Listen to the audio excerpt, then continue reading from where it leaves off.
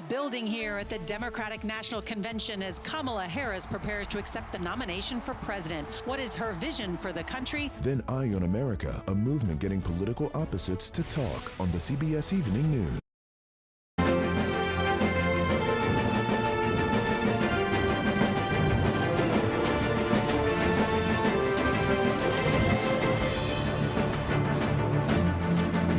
Hello, I'm Nancy Cordes at the United Center in Chicago, and welcome to a special Democratic National Convention edition of America Decides. Well, it's the fourth and final night, the big night of the Democratic National Convention.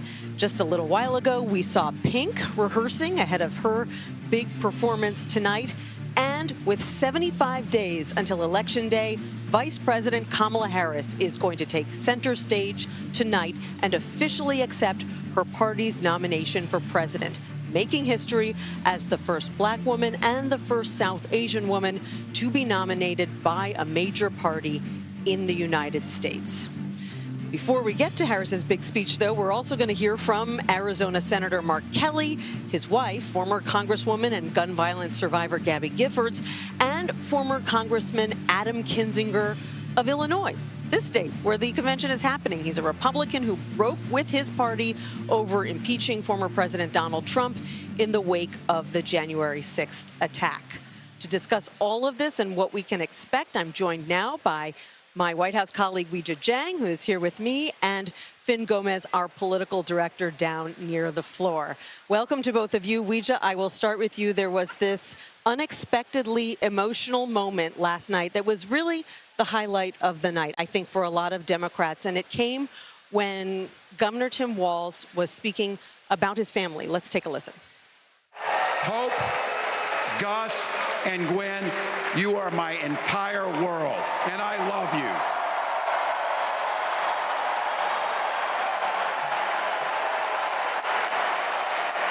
I'm letting you in on how we started a family, because this is a big part about what this election is about. Freedom. So that was the governor's son, Gus, who we saw there tearing up, obviously extremely proud of his father. And I spoke to someone close to Governor Walz today who said that the family is overwhelmed, but also overjoyed by all the support and love that they've been getting online, and that Gus in particular has been getting online. Well, you know, Nancy, you and I, in doing our research about Governor Walz, watched a lot of videos of him and his daughter, Hope. And she had sort of broken out as this star in the family because she trolls her father in a funny way. But you're absolutely right. Last night was all about Gus Walz. And it just goes to show that when you're trying to tell somebody's story, you can have a perfectly curated list of guests. But this was an unscripted moment, and it really resonated with people as Walz was trying to share with them what he was like as a father, what he was like as a coach, as a former teacher.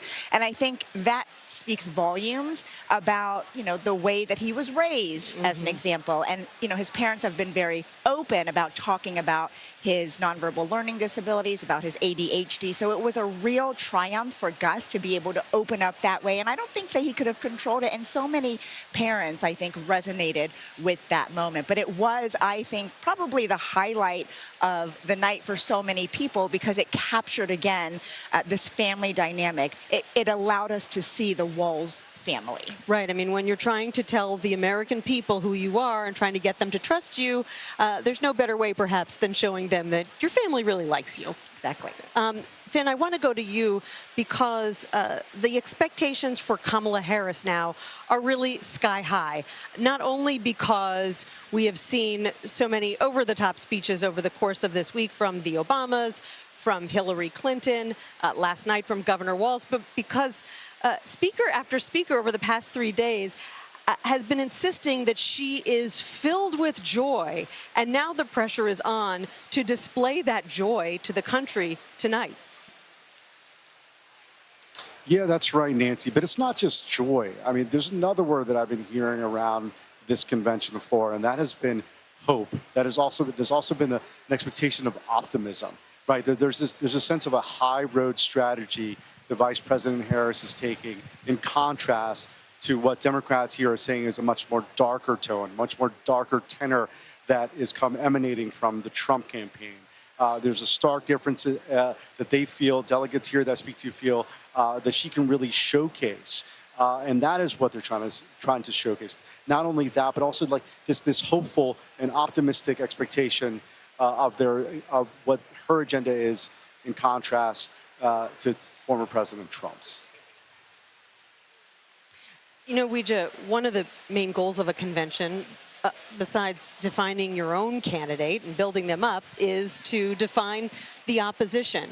And last night, Hakeem Jeffries, the House Minority Leader, talked about former President Trump like he was one person in a bad relationship. Take a listen to the way he put it.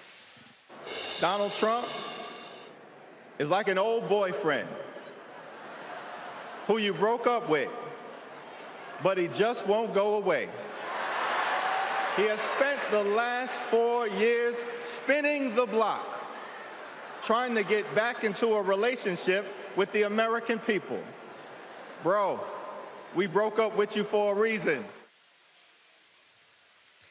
So Democrats are having some fun with coming up with new ways to criticize Donald Trump. And new ways to reach out to those younger voters, right? I mean, I think the campaign really had to tweak the lingo when it realized it had a different kind of momentum and energy with this candidate compared to Joe Biden. So we saw from the very get-go, Kamala is brat. We have seen so many memes of her on social media because they really want to connect with those youthful voters because they matter. These are a whole new crop of voters who could not vote 4 years ago, maybe weren't paying attention 8 years ago. And so I think anytime that you can have that conversation in that kind of way, it's really meaningful. And so not only are they relying on people to speak like that about the vice president who have worked with her, but tonight we will hear from her sister. And I wanted to mention that because it's the first time that we will hear from someone who's really close to her. We know that family is so important to her. She,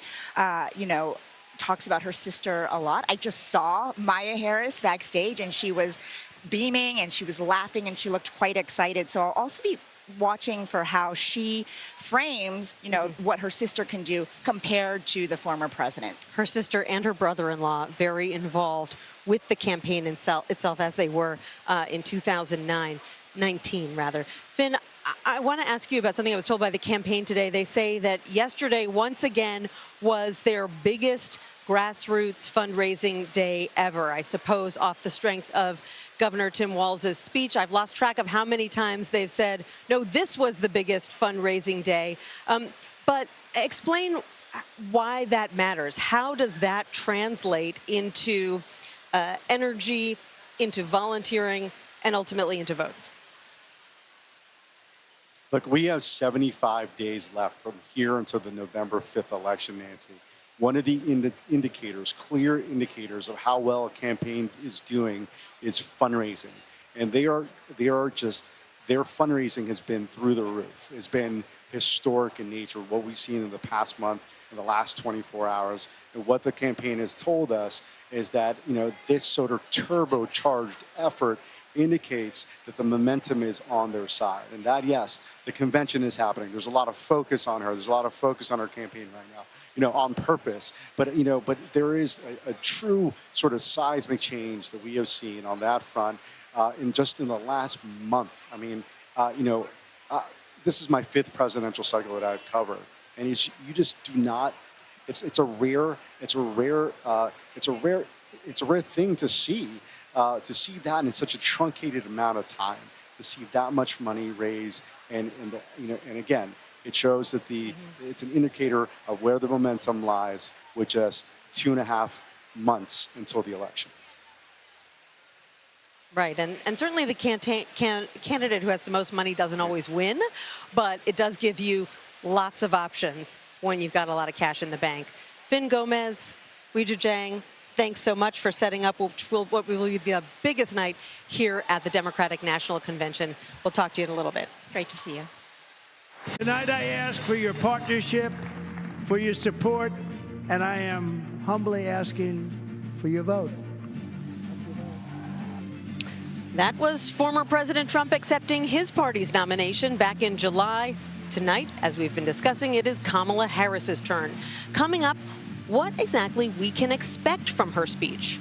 We've got some details. You're streaming America Decides. In the name of the hardworking Americans who make up our forgotten middle class, I proudly accept your nomination for President of the United States.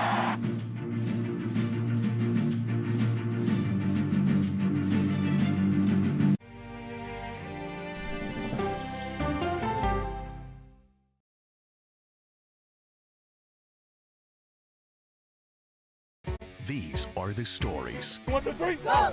of we the people. We're trying to generate our own hope. It's a huge deal. I'm enabling them to feel valued. Eye on America, weeknights on the CBS Evening News with Norah O'Donnell. I had progressively fallen deeper into the world of online sports betting. The risk is the rush. What do you think is driving the spike in popularity? I think it's legality. If it's legal, I'm going to use it. There are ways to bet when you are 18. We've created an epidemic of child gambling. You can't walk into a male dormitory in a college campus without sports betting happening. It's America's most neglected problem. I used sports betting as a way to escape, when in reality, I'm choosing self-destruction. Whatever I had left, it was gone. The purpose of the industry is to get you to play to extinction. And that means until all your money is gone. Go to the ends of the earth. Reach for the stars. Yeah, I just took off. That kind of thing. Oh, that's pretty good. Because there's always something new under the sun on CBS Sunday morning. America Decides is your place for fact-based, unbiased reporting. At the White House, at the Capitol, on the campaign trail. What do you say to those in your party? Any cracks in the Republican Party? Our reporters and our anchors travel the country talking to voters like you about the issues that matter most. Immigration is really a factor right now that are going to be driving your decisions. What would you say to those who say, look, that's just democracy at work? Listening to you and bringing your voice into our coverage. I want a strong, proud America. Is democracy on the ballot in 2024? Let us help you decide. America Decides. Stream our expanded one-hour program Monday through Thursday at 5 p.m. Eastern. Exclusively on CBS News 24/7, the streaming home of CBS News. People with developmental disabilities were once sequestered by the hundreds of thousands in institutions. Many of our fellow citizens are suffering tremendously because lack of attention, lack of imagination, lack of adequate manpower. Disability activists have since torn down barriers blocking them from living at home or in the community. We conclude that Title II of the ADA requires states to provide community-based treatment for persons with mental disabilities. But of the 16,000 people who remain in state-operated institutions, half are in 5 states, and Illinois is one of them. I don't want to live in the institution. It makes me feel discriminated against. Do you think there are people living in institutions in Illinois that don't need to be living there? Yeah, because they're proving it as soon as they get out.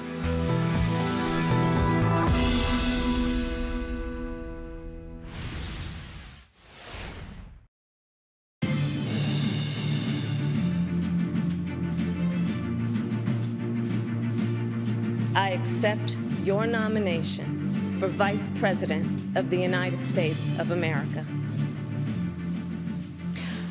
Vice President Kamala Harris will be accepting the nomination from the Democratic Party for real tonight, officially, but this time for the presidency. Here to discuss this upcoming speech with me and more is Quentin Fulks. He is the Principal Deputy Campaign Manager for the Harris-Walz campaign. Quentin, good to see you. Thank you for having me. So we haven't seen Vice President Harris in public since Tuesday night. What has she been doing today as she prepares for the biggest speech of her political life? She's been putting finishing touches on that speech and honestly relaxing with her friends and family before this moment, making sure that, you know, all the final preparations are done. But she's enjoying today and she's super excited for tonight. What is the number one thing that she wants to accomplish with this speech? I think she's going to continue to introduce herself to the nation, but I think most importantly, this is about our future. And I think what she wants to get across is her vision for this country moving forward. And, you know, contrast that to Donald Trump and the plans that he has for this country. So I would say definitely a forward-looking vision for the country. Obviously, Governor Walz was the main attraction last night, and his speech was well received here in the arena. It brought the House down. But there has been this outpouring today for Gus Walz. Yeah. And I'm wondering how the campaign has reacted to that, the fact that there has been so much support for this unscripted moment of tenderness between a son and his father. Well, look, I think that Gus Walz and Governor Walz and the Walz family, they know who they are. And they really do embody the American family, the typical family that's out there. And I think that that authenticity comes through. And I think that that's how you would expect to see a family react on a stage like last night with Governor Walz, you know, accepting the nomination for the vice presidency of the United States. And so we wholeheartedly embrace that. But that's who they've been from the moment Governor Walz joined the ticket. And so it was great to see that outpouring of support for the family today. There have been dozens of speakers on that stage behind us over the past 3 days, more tonight. But one speaker we haven't seen is anyone who is Palestinian. And there are so many progressive groups who have been pushing for that. The United Auto Workers joined those groups today. They put out a statement saying that if we want the war in Gaza to end, we can't put our heads in the sand or ignore the voices of the Palestinian Americans in the Democratic Party. Why is the campaign, why is the DNC continuing to hold the line on this? Look, I don't think that, you know, we're holding a line or ignoring anybody. I think that Vice President Harris has been very clear on her position when it comes to this. And there have been several speakers throughout this convention that have been on stage talking about the need for the hostages to be released, talking about the need for a ceasefire, talking about the need to end the reckless and dangerous, you know, killing of civilians. And I think that those views have been represented throughout this. And so we're going to continue to do that. The vice president is going to continue to listen to these voters. We're not shutting anybody out, but we understand both sides of this. And this is something that both she and President Biden are working tirelessly to bring to a close. And I think she's been very clear on that. But if you have so many groups saying, we just want to be able to hear from a Palestinian American, why not say, okay, why not give that person 3 minutes to represent their community? Well, look, I think, again, the issue that these voters want to hear and that these people are addressing that they want to hear has been talked about from a number of speakers on stage. And we've also hosted panels. The DNC has hosted panels for both the Jewish community, the Muslim American community. And we have also made a spot available to host visuals for the victims lost. And so I think that it is being represented throughout this convention. Often after a big convention speech, the presidential nominee hits the road to kind of take advantage of the momentum that they have coming out of a convention. The vice president is heading back to Washington, D.C. For a couple of days with her family. Why did you make that decision not to send her out, for example, to barnstorm a bunch of battleground states this weekend? Well, look, I think she's just going to have a day or so, but I think you should stay tuned for some other plans that are coming. But I think we'll be out there very soon. Well, that's very intriguing. You can't just tease us with that and not tell us more. Nothing to share now, but I can assure you that the vice president is going to be out on the road very soon. The vice president is not only accepting her party's nomination tonight, she's also celebrating her 10-year anniversary. And she and her husband, the second gentleman, Doug Emhoff, both wished each other happy anniversary today. Obviously, there's not going to be a lot of time for a date night tonight, but do they have any other plans to celebrate that you know of? I'll leave that to them. I think they deserve a little bit of privacy in their relationship, but I think they would enjoy celebrating it like this tonight. And I bet I haven't spoken to the second gentleman, but I can imagine that there is not a better date that he could have planned for his wife than what she's going to receive tonight. Are we going to hear Harris speak a lot about her opponent? Will we come away from this speech feeling that she has defined him in a new way, in a different way? Look, I think that what you're going to hear from her and the tidbits that she does mention and reference her opponent is going to be contrasting with her vision of the future. Because at the end of the day, this race is a fundamental choice between two different visions. One under Vice President Harris's leadership as President of the United States, where we're going to have more freedoms and not less. One where we're going to continue to lower costs. One where we're going to stand up for women. One where we're going to protect people, and one where we're building an economy that everybody has a chance not to just get by, but to get ahead. And on the other side, you have Donald Trump and J.D. Vance with a Stream Project 2025 agenda. And I think that the vice president is going to make that very clear in her remarks tonight. We heard that former President Clinton kind of ripped up his remarks and started over after watching some of the speeches here because they were so upbeat and so joyous and fun, and he wanted to try to reflect the moment. Has the vice president had an experience like that as well, where she saw what was going on here over the first couple of days and said, you know, I kind of want to tweak what I was planning to say to fit the theme? No. This is her show. But as I mentioned, she is putting some finishing touches on the speech. I know this is something that's really important to her, but she knows exactly what she wants to say to the American people, and that's why she is the best person to represent this party as President of the United States. And so I'm super excited to hear what she has to say. Well, so are we. Quentin Fulks, thank you so much for joining me from the Harris campaign. I know you've had a busy day and a busy week here at the convention. Thank you for having me. I appreciate it. I appreciate it. Donald Trump could be joined by another presidential candidate tomorrow in Arizona. Coming up, the potential RFK Jr. endorsement and what it could mean for the campaign, for both campaigns, really. You're streaming America Decides. Stick around. For all those who believe that our best days are ahead of us, with great faith in the American people, I accept your nomination for President of the United States.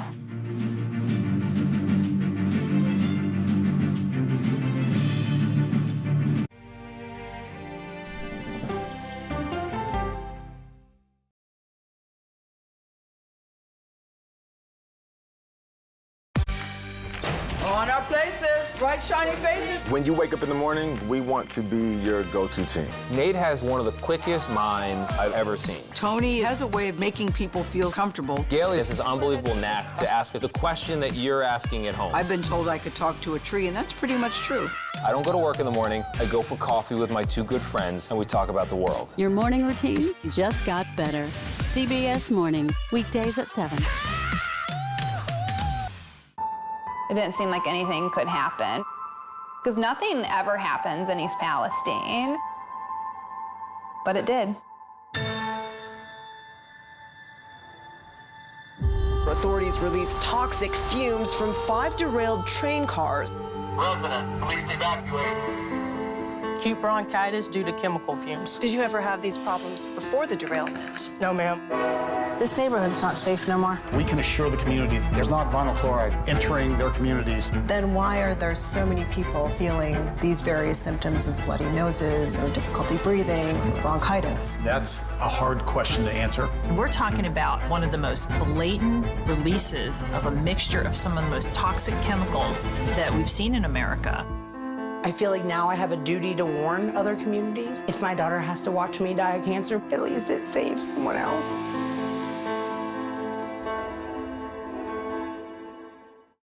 This case. It's like a screenplay, something straight out of Hollywood. But it's not fiction. It's 48 hours. Human remains found this week. 4 families shattered. There's no physical evidence. The mystery would haunt investigators for years. There's some questions that have to be asked and need to be answered. Like a John Grisham novel. A gripping true crime original. 48 hours. Now streaming on the free CBS News app. Stories that inform. Or you can be really old at 60, and you can be really young at 85. Inspire. How do we unlock the power within ourselves to be who we want to be? And brighten your day. The best part of fame is making people feel good. Always send the people home happy. Make every day a little more like Sunday morning. Here comes the sun. Stream now on the free CBS News app. Hello, everyone, and welcome to our Dragon capsule here in space. Sightseers in space, the thrill of a lifetime. Seeing the Earth from space, it was so exhilarating. But the risks that come with the territory. There have been 4 fatal accidents. That's a 1% fatal accident rate. Might make you look before you launch. If you had 1 out of 100 airplanes falling out of the sky, we'd have a public crisis. Space tourism, now streaming on the free CBS News app.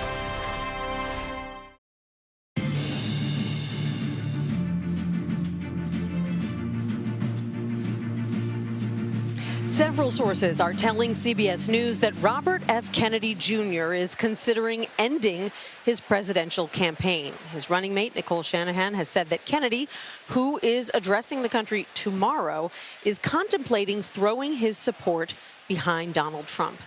I want to bring in Trump campaign senior advisor Danielle Alvarez now to discuss this. Danielle, it's good to see you. So CBS News has confirmed that independent candidate RFK Jr. is strongly considering dropping out, endorsing Donald Trump. Is your campaign engaged in any conversations with him about that decision or about any kind of role for him in a Trump administration? Well, that decision will certainly be RFK's, but I will echo what President Trump has said in that we would love the support of RFK if he chooses to back President Trump. I mean, the reality is that President Trump has brought together a very diverse coalition because of his record, his 4 years in the White House, and because of the policy promises that he is making in order to secure a second term. But is there any discussion going on right now between your campaign and Robert F. Kennedy Jr.? Because we know that he has spoken to your campaign in the past and has tried to speak to the Harris campaign about trying to secure some kind of cabinet post in exchange for him dropping out. As was discussed during the Republican National Convention and as was tweeted, he has reached out to our campaign in the past, but at this moment, the decision will be with him on the future of his campaign, as well as if he puts his support behind President Trump. And so I would have to direct you over to the RFK camp. What I can say about the Trump campaign is that we would welcome his support because we welcome a very broad coalition of individuals to join President Trump's MAGA movement. Okay, I want to ask you about something President Trump wrote last night that's getting a lot of attention. He posted that, quote, the highly overrated Jewish governor of Pennsylvania made a really bad and poorly delivered speech. Now, Governor Shapiro was asked about this morning. He said that Trump is obsessed with him. He said that Trump keeps peddling anti-Semitic tropes. Why did Mr. Trump bring up Shapiro's religion like that?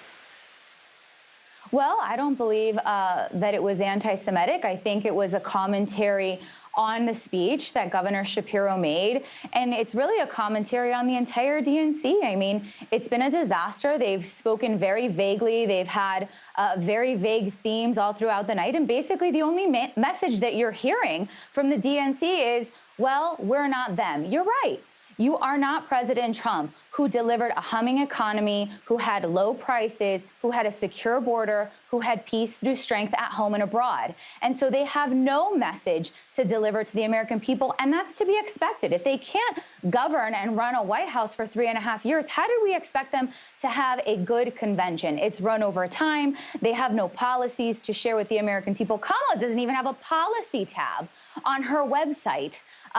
And so it's just been an absolute disaster. And that's the commentary from the Trump campaign towards the DNC. It'd be really nice if she took some interviews, if she took some questions instead of some prepared teleprompter responses to really answer and dive deep into what she plans and what her values are as we head into November.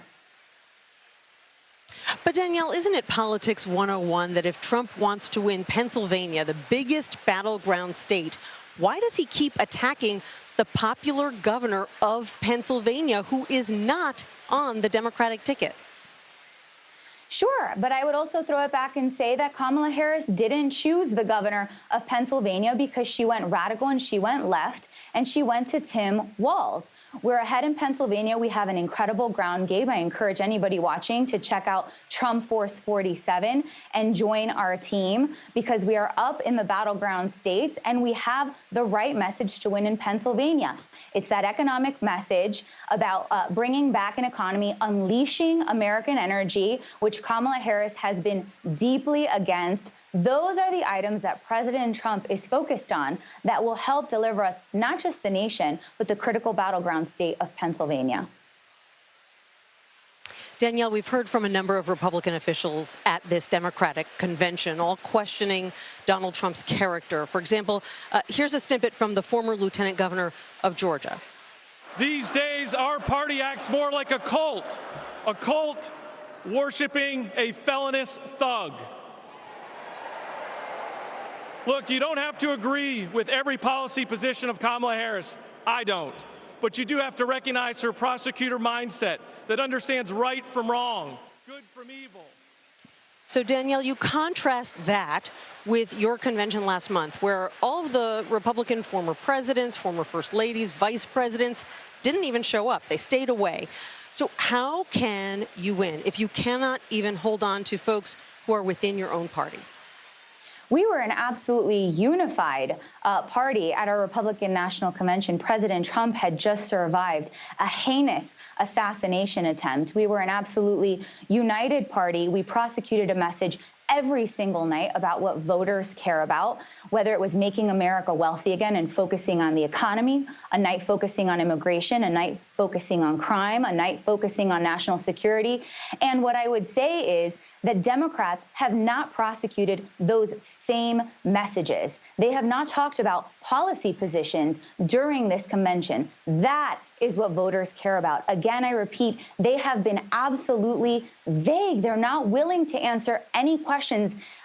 I challenge anybody to come on this network and deliver what Kamala Harris stands for. In fact, I challenge Kamala Harris or Tim Walz to do so, who have ascended the throne and have refused to take a single interview. It's absolutely appalling. And with 75 days left until the election, we deserve answers.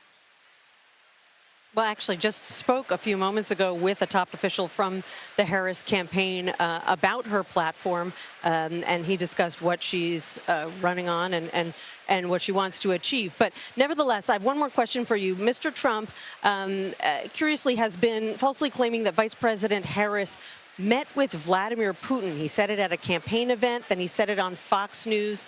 It is not true. Why is he saying that?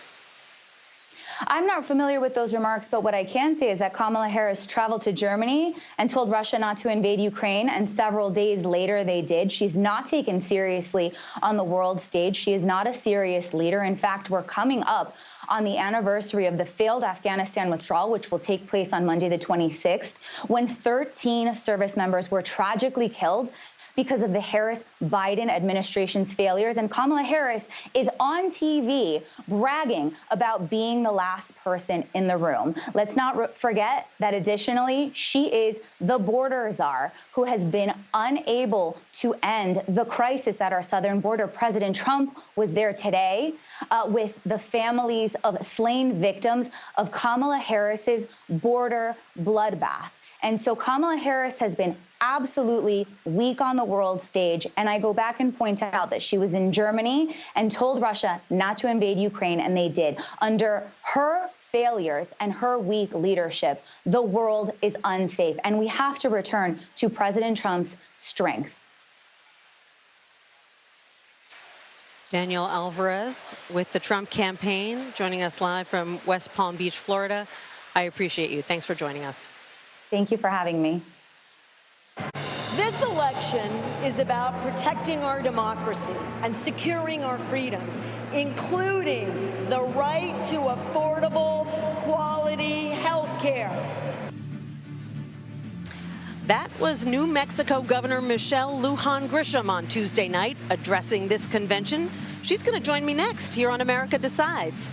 You're watching CBS News Streaming. We'll be right back. So, my friends, it is with humility, determination, and boundless confidence in America's promise that I accept your nomination for President of the United States.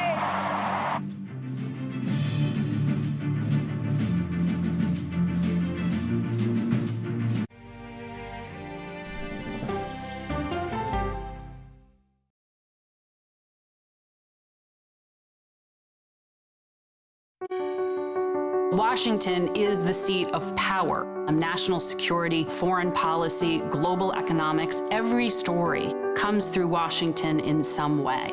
We bring some of the most powerful voices in America to the table.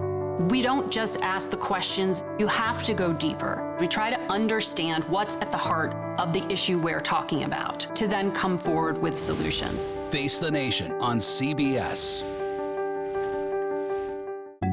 the justices ruled that Harvard and the University of North Carolina violated the Constitution. In the aftermath of the Supreme Court decision to end affirmative action in college admissions, uncertainty sets in for some students of color. Affirmative action really gave us an equal opportunity. CBS Reports explores the historic decision and what it means for those chasing an opportunity to change their lives. I knew that college was the ticket to break this cycle. The end of affirmative action, now streaming on the free CBS News app. America Decides is your place for fact-based, unbiased reporting. At the White House, at the Capitol, on the campaign trail. What do you say to those in your party? Any cracks in the Republican Party? Our reporters and our anchors travel the country talking to voters like you about the issues that matter most. Immigration is really a factor right now that are going to be driving your decisions. What would you say to those who say, look, that's just democracy at work? Listening to you and bringing your voice into our coverage. I want a strong, proud America. Is democracy on the ballot in 2024?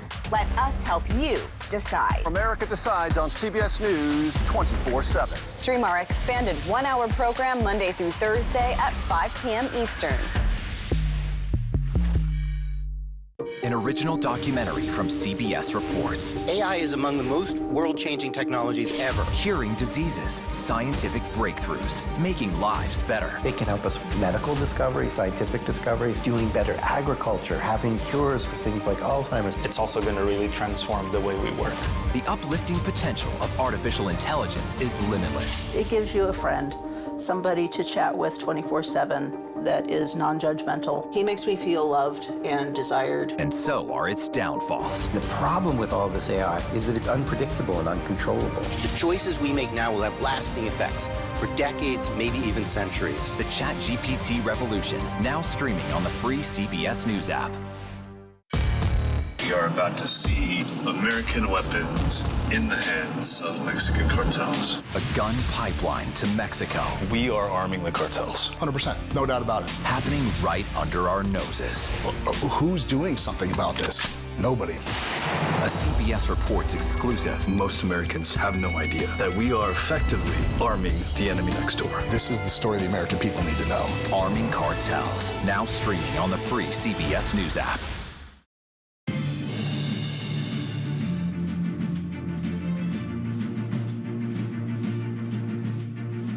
They'll repeal the Affordable Care Act. They'll gut Social Security and Medicare. And they will ban abortion across this country with or without Congress. Here's the thing. It's an agenda nobody asked for.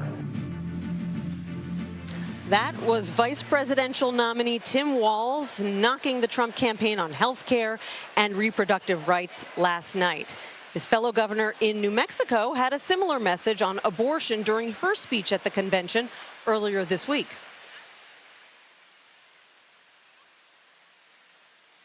And New Mexico Governor Michelle Lujan Grisham joins us now. We heard a clip from your speech a couple of minutes ago. Talk to me about your fellow governor, good friend Tim Walz, giving that speech last night. Did you think it met the moment? Oh, I think it not only met the moment, it, as he is like to do, exceeded all expectations and introduced himself as the guy, right? The neighbor, the friend, the leader, the executive that we all know. And it was delightful and so valuable to have the rest of America see what I see every day. And, you know, his whole meals program for schools, New Mexico's done the same thing, and we're doing scratch cooking. It is really important to see that governors and that folks just like that guy, Tim Walz, is worried about kids and their safety and their well-being every single day, and that's the America we should be investing in. That's the America to be proud of. Yeah, that was one of the biggest applause lines of the night when he said, in Minnesota, we're not banning books, we're banning hunger. We were also talking a few minutes ago before we went on about that unscripted viral moment from Gus Walz, his son, who jumped up, applauded, had tears in his eyes, said, "That's my dad," when Governor Walz said how much he loves his family. And I'm wondering what that moment was like for you, standing there watching it, and also as someone who, like so many people, has a family member who has a learning disability. it renewed my faith in humanity to see the love right here in person at the convention, and to see the connection between Gwen and Tim and Gus and Hope. And that's the relationship we have, you know, with my family and my daughter. And I looked over at my daughter, who's dealing with some, you know, learning issues in her family. And she's got big tears in her eyes. And, of course, I grew up with a sister that I talked about in my speech who died at 21, who was also severely disabled. You know, those memories are deep. And I loved seeing Tim's relationship in that way, and I loved seeing the overwhelming love in this room and online. That moment, and online. It was incredible. And I've never met Gus. I've met Hope many times. Right. Did you see Hope too? She teared up too. Oh, and she did the heart. It was the unbelievable. This is an American family. These are the kinds of emotional connections that Americans need in this moment. And we got to see it genuinely play out organically last night. If you have kids who like you, you know you're doing something right. It is. I get emotional thinking about what I saw and watching it over and over again, and it makes me in a good way. I feel good. So you are the governor of a border state. President Trump was at the border today. He said that Harris was the worst border czar in history. Obviously, that's not exactly accurate. He's the worst border czar in history. Not the border czar. What do you make of his decision to go down to the border today and what he had to say? Oh, clearly a political stunt, purposeful, trying to draw attention on the only issue I'm guessing now that they think they have left. Interestingly enough, you know, he didn't go to the New Mexico side. Look, New Mexicans want border security. Americans want border security. I want border security. And there's been a number of chances that Trump has actually destroyed, not just this last one with a bipartisan deal in the Senate that would have passed in the House that the president would have signed. He's continued. He wants this issue, and he doesn't tell the truth. Border crossings at an all-time low, right? We need the border agents. We need to make sure that we deal with the immigration aspects for asylum. We need visas on the front end. But yes, I want border. Who doesn't want fair, meaningful border security? So spend the money to do it. He won't let Congress do that. Shame on those Republicans. Shame on the House. I'm still really pissed about that. They were really close. They were really close. And so this political stunt is to try to distract Americans from what he cannot distract them for. This moment is going to be, I predict, so meaningful for so many so many voters, that there's nothing he can do to diminish what's going to happen tonight. Obviously, tonight is the big night. It's Kamala Harris's big night. As a woman in power, I want to ask you about something that we've been witnessing this week, which is so many speakers talking about how Kamala Harris is filled with joy, that she is a joyous person. And something that has really struck me is that 5 or 10 years ago, it would have been risky to describe a woman like that because it would have seemed too frivolous and too feminine. We have to be tough. Right. So have you felt that shift as well? Do you think things have changed for you in the years since you first went to Congress and then, you know, you were on the public stage? Well, since I first ran for office in my mid-50s and I went from zero to running for Congress, and I didn't win that election, I can tell you that, you know, women political consultants told me not to be genuine, to be someone else, to not wear 6-inch stilettos and any number of silly things because they were worried about that imagery for a female woman candidate. So that has been shifting. I think the women governors and so many women executives and leaders and so many women being elected to so many offices around the country have really shifted that.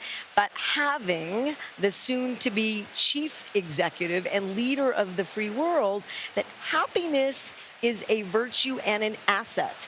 And in fact, when people are happy and can smile and grin, you can get to collaboration a lot quicker than when you're dealing with anger. And frankly, there's too much anger in the world. And when there's that kind of anger, people get hurt. People lose their lives.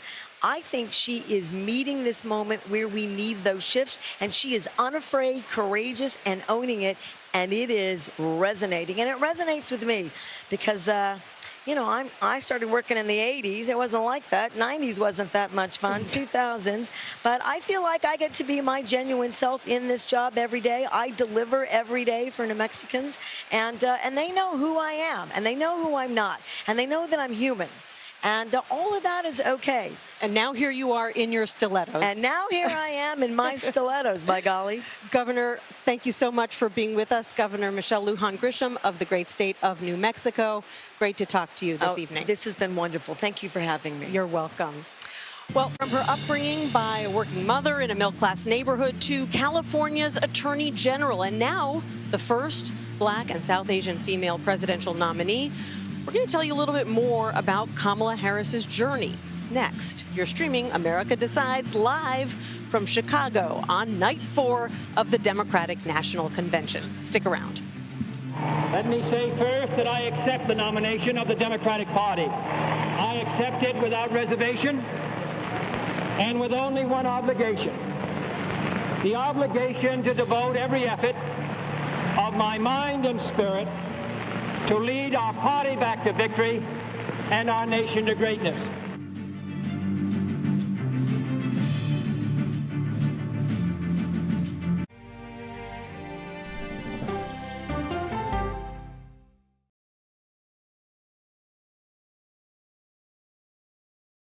Go to the ends of the earth. Right now. We got something crazy. And reach for the stars. Here we are. Time. Yes, it's my comeback. Hey, this is pretty fun. But wait, there's more. Experience thought-provoking. I'm open to the idea of being a human being. Innovative and truly original reporting. Look through a telescope and go, wow. Because there's always something new under the sun on CBS Sunday morning. At this moment, terrorists could be plotting another attack. 9/11 triggered a counter-terrorist system that included a secret database. This person needs a closer look. A growing list of nearly 2 million people, including some Americans who say they're innocent. For 1 hour flight, I have to spend 6 hours to go and come back. CBS Reports explores the system, the people responsible for it, and those pushing for change. I'm not fighting against them. I'm fighting for them to do the right thing. The Watch List, now streaming on the free CBS News app.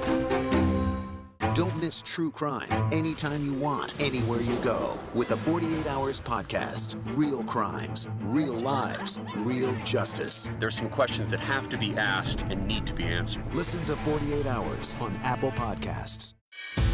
An original documentary from CBS Reports. Imagine yourself in Manhattan with no police, no army, no mayor. The people of Haiti stare down poverty, corruption, natural disasters, and violence. 90% of the guns that are used by gangs in Haiti are American guns. But with an unbreakable spirit and eternal optimism. There are days where I cry, but we can't be discouraged. We still believe in Haiti. They're still able to look ahead with hope. Haiti is on the brink of transformation, a radical shift. Nations are coming together and saying things must change. Fighting for Haiti, now streaming on the free CBS News app. Hey there, welcome to The Uplift. I thought she was a groom, and I stepped back and I went, oh, you're the queen. She's going to be with me every instant that I'm alive. I just wanted to see if you'd go to Disneyland with me today. I look over at him and he's smiling. I'm going to remember that the rest of my life. They told us when he was going to be born, he was only going to live for 30 minutes. It's really a miracle that he's with us today. The Uplift. Stream now on the free CBS News app. When you wake up in the morning, we want to be your go-to team. On our places, bright, shiny faces. I don't go to work in the morning. I go for coffee with my 2 good friends, and we talk about the world. Your morning routine just got better. CBS Mornings. A CBS News investigation. People looking for love, finding their life savings gone. This could happen to anybody. And sometimes losing their lives. Anything for love. Now streaming on the free CBS News app.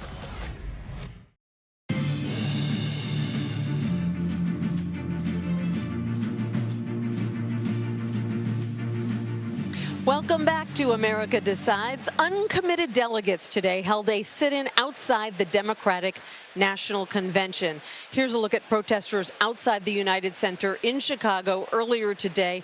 The demonstration was sparked after efforts for a Palestinian American to speak at the convention were rejected. Let's bring in our Aaron Navarro to discuss. Aaron, you've really been covering this movement, not just this week, but for months as people went to vote in primaries across the country. What are these protesters demanding, and why aren't they getting it? Big picture is a ceasefire and arms embargo on Israel. But as it pertains to this week, they wanted a speaker about 2 to 5 minutes on the convention stage at some point this week. That's in part because there was a family of Israeli hostage held by Hamas. They said, that's great, that voice should be represented. So should the voices of those in Gaza. And that was the main argument they made.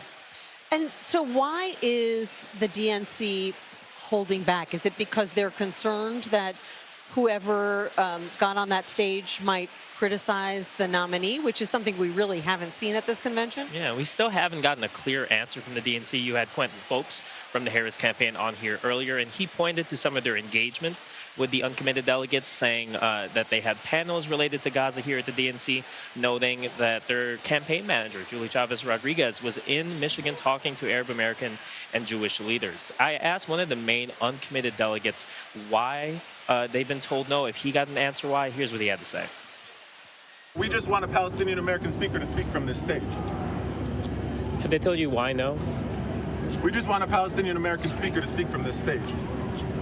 If they want to call and tell me why no, they're welcome to do that. I want this to end. I'm tired. I want to go home. Just call and tell us that a Palestinian American speaker can speak from this stage. Call and tell us that this is the party where, if you're organizing for Palestinian rights, your voice won't be suppressed. Now, the delegation has said they will be outside the United Center until 6 p.m. local, 7 p.m. Eastern. Remains to be seen what will happen after. But as you mentioned, the UAW has said there should be a speaker, AOC, so some congressional backup as well. Right. And yet we are now on night 4. So if it doesn't happen tonight, it's not happening at all. Aaron Navarro, thanks so much. Appreciate it. Take care.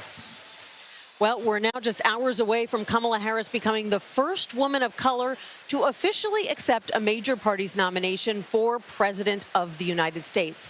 But some of you may still be asking, who exactly is Kamala Harris and how did she get here? Well, our Nicole Killian has the answers for us from our Washington bureau. Nicole, it is great to see you.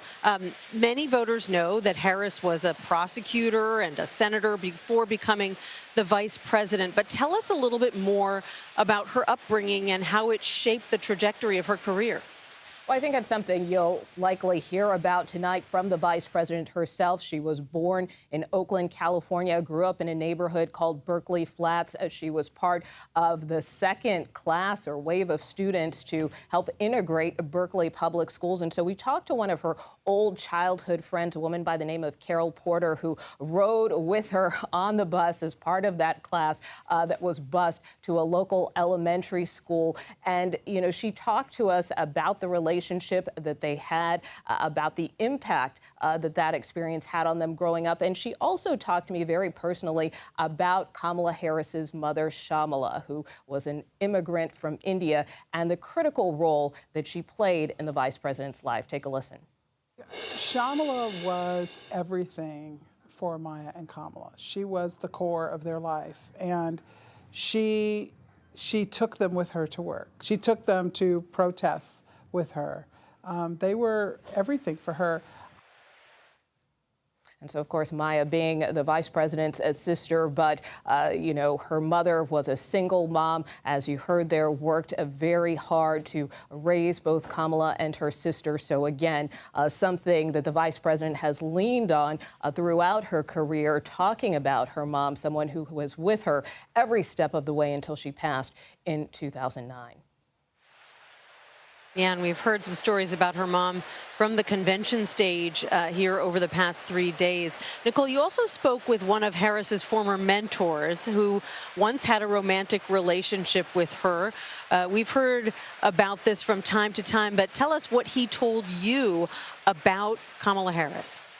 Yeah, that's right. Well, we also sat down with former San Francisco Mayor Willie Brown, who also served as the Speaker of the California Assembly and was pretty much a kingmaker, if you will, in California politics. This is someone who was very influential, particularly in the mid-90s, not only in terms of Kamala Harris's career as a mentor, but also people like Gavin Newsom, the now governor of California, Nancy Pelosi before she became Speaker of the House.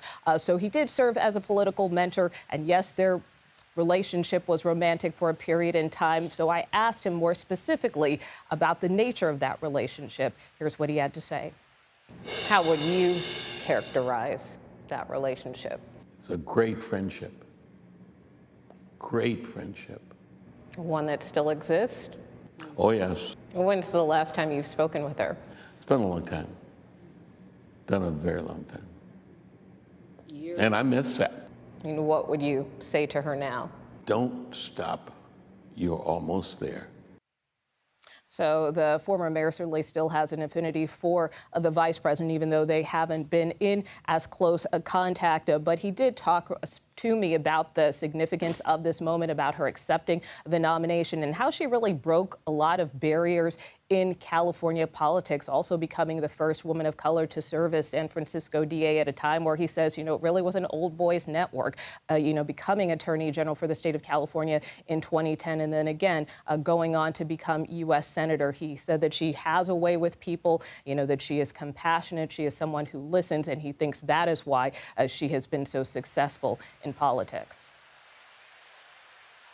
Now, you don't always get a peek inside the private life of a public figure like Kamala Harris. So it's really interesting, Nicole, to see those interviews with people who played a role that was pivotal in her past. Thank you so much for sharing those with us. You bet. And that does it for us for now. As we've been reporting, Vice President Kamala Harris will officially accept the Democratic presidential nomination tonight during her keynote address. CBS News special coverage of the Democratic National Convention will continue all evening long, and I'll be back at 7 Eastern. The Daily Report with John Dickerson is next.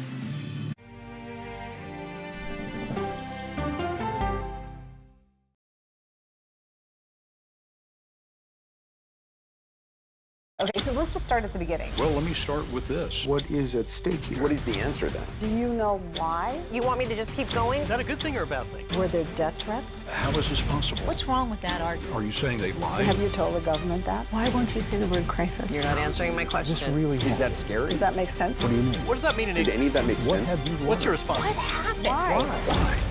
It's time for the CBS News Original 60 Minutes, Sunday on CBS and streaming on Paramount+. There is no more room in our city. New York City is receiving record numbers of migrants. Today, we're going to have more than 500 adults and children come through that door. Tensions rise as shelters reach max capacity. We don't have to take care of them. CBS Reports goes inside a crisis cities and families are facing as they fight to survive. The United States still has that glimmer